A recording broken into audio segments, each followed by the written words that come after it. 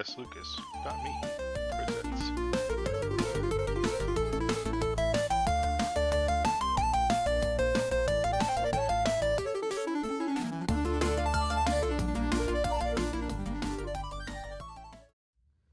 Hey y'all, Sean here from SLucas.me. My cat is in here and there's a smoke alarm going off in the background, so there might be some ambient purring in the background. She is now nuzzling against the camera, as you can see, and there's going to be the occasional beep every now and then. But in this video, I'm going to be talking about the latest Spawniverse comic books that I talked about. In the previous video, I had some negative things to say about it. That's unusual for me, as you might know. I usually try to find the positive, as they say, if you can't find something nice to say, don't say anything at all. Sure, I tempered my negatives with the positives. The negatives are that overall the story pacing and content are kind of slow and inconsistent. I tempered that with some positive. The art is always consistently great in these books, but it's still a bummer to have to say anything negative about these particular comic books. Spawn was one of the first comics that I discovered when I got into comic books back when I was a teenager. I have twice rebought significant runs in the book, the main title. Once because I moved and they got thrown away, and I don't remember what happened the second time around, but I currently am only some of the more expensive homage covers away from having a full run of the main title. Also, every once in a while, I end up accidentally skipping my DCBS order, and I miss an issue here and there. I have been meaning to fill in the more recent issues.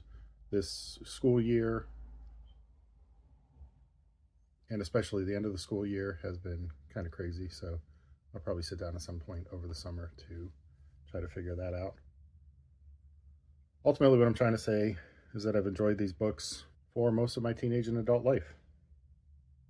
So to flirt with becoming one of those miserable fans that you see in other fandoms, I wanted to visit the comics again to try to avoid that happening. Maybe the books did get better. Maybe I just softened in the last couple of months.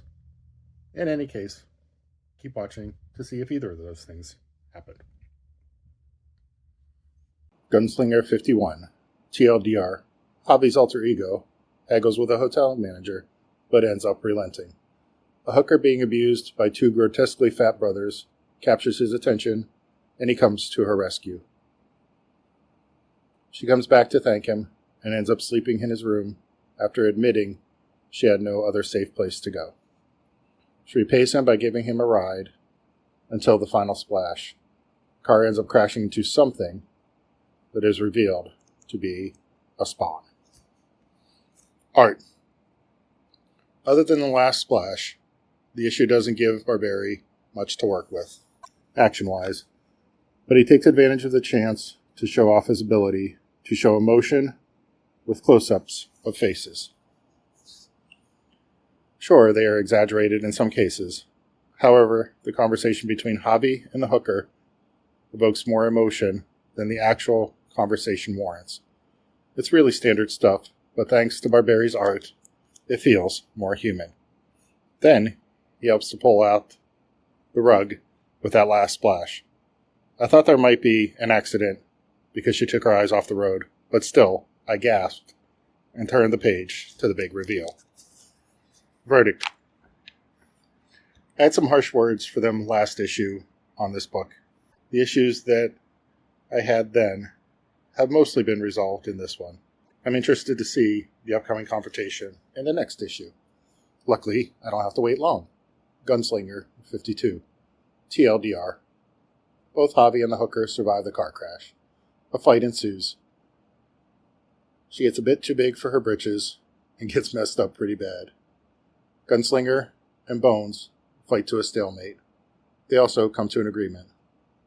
Bones goes off to deal with something else.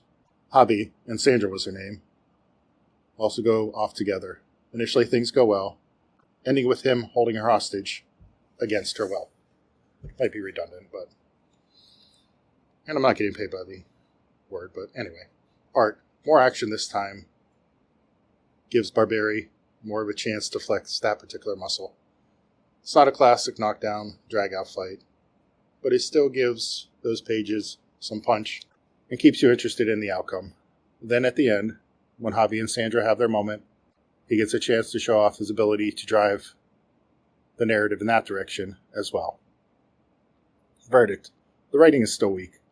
Granted, I enjoy this story and the characters, parenthetically while thin, are interesting enough for me to care. Barberi's art does a lot of the heavy lifting in keeping that story interesting. But with all that said, things are getting better in this book. King Spawn 53. TLDR. A story from one of Spawn's quote-unquote soldiers. His mother died. He met Spawn, who listened to his story and brought him into the fold. However, it is then revealed by the real Spawn that the other was a fake. Spawn who manipulated the guy to do its bidding. Quite convoluted and a little confusing, to be honest. I think they're going for intrigue in the war on the street and the quote-unquote trust no one vibe. And there's that. But overall, it just mostly registered as jumbled for me. Art. The art follows the story as it falls apart, unravels. In the first part of the book, it is sharp lines and clean borders. Sonar gives us some well-drawn scenes that evoke genuine emotion. Towards the end, things start to get quote-unquote sloppy. The lines become fuzzier. The colors blend together. The borders become messier, more jagged, and disappear altogether by the end. It's a valuable narrative device that holds the story together in spite of the somewhat disjointed presentation. Verdict. I admit that I have no idea what King Spawn is even for. I know it's supposed to cover the quote-unquote street-level stories. At times they have. However, they have Sam and Twitch for that. I suppose I commend them for continually trying new things in the books, even if a good number of them miss the mark. Sam and Twitch 22. TLDR. Sam and Twitch are on the scene of a police officer's suicide. Of course, Sam tinkers with the scene and evidence. Then he lies when the rest of them show up to an officer down call. After they leave, Sam reveals that he stole a file folder from the scene. Twitch gives him an ultimatum to look over the file and return it. The cover story is he took it by accident. Then, back at his place, a demon attacks. After a scuffle, Sam comes out on top. The issue ends with him standing over the demon. Art. Overall, dark, drab, and dreary. Mind you, I'm not saying that like it's a bad thing. Rather, it sets the mood of the story. It also allows for contrast to focus on important details. Sometimes they contain clues, other times they simply shock. Then you have the culminating battle. Dark, jump scare, more light during the struggle. Finally red during the climax, and back to the dark for the final splash. Overall, the art lacks the definition of an Uncle Todd book. But that too is intentional. It tells you that this one is different, unique. Verdict. Consistently, one of the strongest books in the lineup. Shows the wisdom of stepping back and allowing somebody else to take control. Also, too much of anything gets old after a while. But there are still good and interesting stories to read. Rat City 23. TLDR. We see the birth / coronation of the 6 demons from the last issue. Violator is his usual douchey self, but he gets booked back in his place quickly. The rest of the story shifts from background story to battle royale among the 3 demons, including the spawn of the book. Little gets accomplished during this fight, other than some cool battle panels. Mind you, that's not a bad thing, but also know what I expect from this book. Art. This book always uses color well, and this issue is no different. Yellows during the Malbolgia-led introduction. Shift to blacks, blues, and violets at the beginning of the fight. Then, red from Spawn's cape finishes out the patterns. Even in the flashbacks, sometimes annoyingly sepia toned, they use a full complement of colors. The art style, while reminiscent of the main title, differs just enough to let you know that this character and story are unique. In an issue like this, Carlos can't show off the futurism of the series, but you still see it in Spawn's mask and costume. The verdict. Once my favorite book of the Spawniverse, this latest story feels too generic. I know it will pay off soon enough, but I don't like having to slog through the issues to get there. A quick interlude to explain this could have more than sufficed to make things make more sense. Scorched 49, TLDR.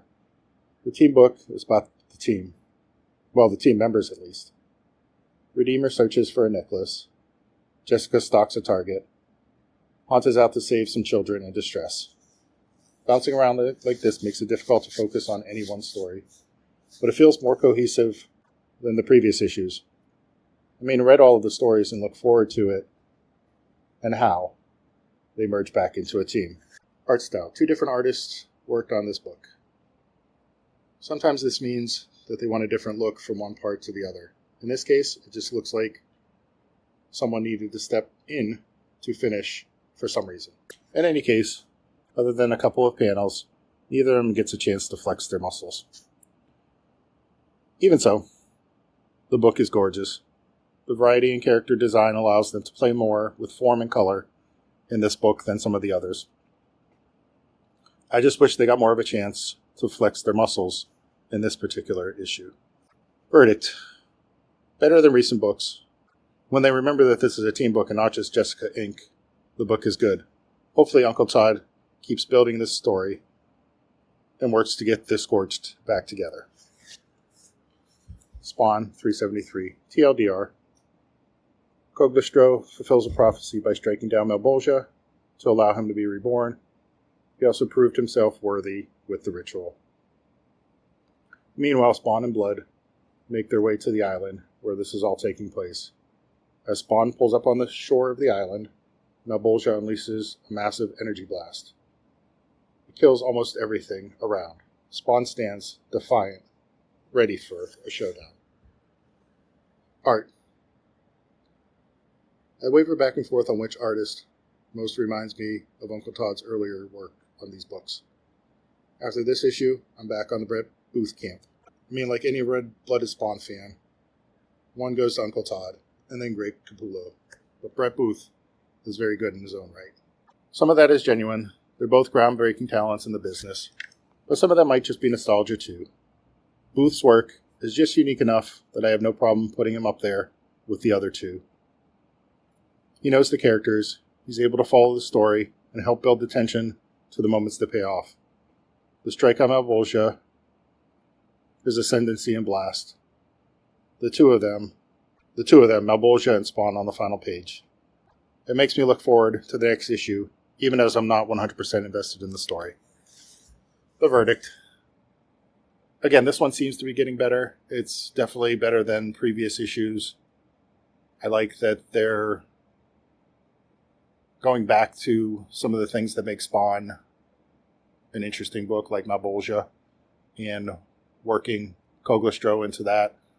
I like that Spawn is a badass again after losing his power. They're starting to regain it, and like I said, I want to see what happens in the next issue. Overall, as you saw, I like the stories more this time around. Some of them made minor advancements.